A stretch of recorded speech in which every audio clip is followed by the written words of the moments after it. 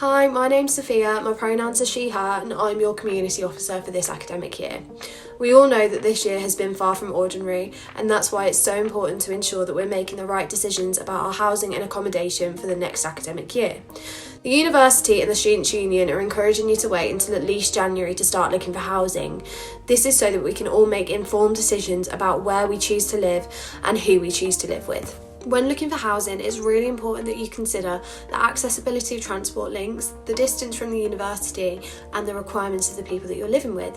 There's a full checklist of what you should be looking for on the UONSU website under the Student Advice webpage. You should wait until January or February to start house hunting because it really gives you the best chance to get to know people fully in your halls or current university accommodation to ensure that you have the best second year possible.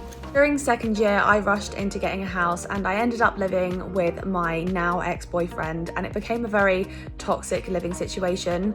And I just wish I had waited a bit longer because I don't think I would have been in that situation if I had just had more time to think about it. In my first year, I rushed into getting a house for my second year and ended up with such a small room, a single bed. I would advise waiting and finding the right property for everyone. You don't have to make a compromise and feel rushed. Now, if I had waited until January or February time, I would have been able to gauge what these people were really like and worked out if we were compatible living together, you know.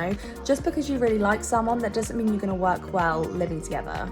In my third year, I waited until February to find my house, and I was so happy with the house. I had really good flatmates and just had the best year. So really taking that extra bit of time to get it right was just brilliant. The most important thing to consider when looking for a house is not the furniture, it is the people.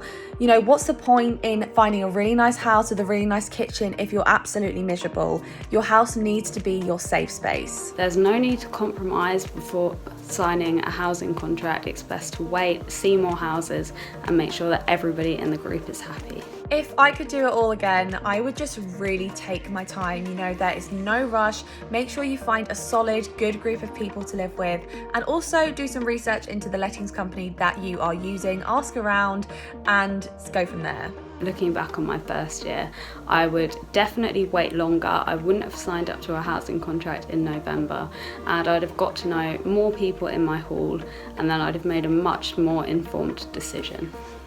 Thank you so much for taking the time to watch this video. If you're still after more information, head over to the Students' Union webpage.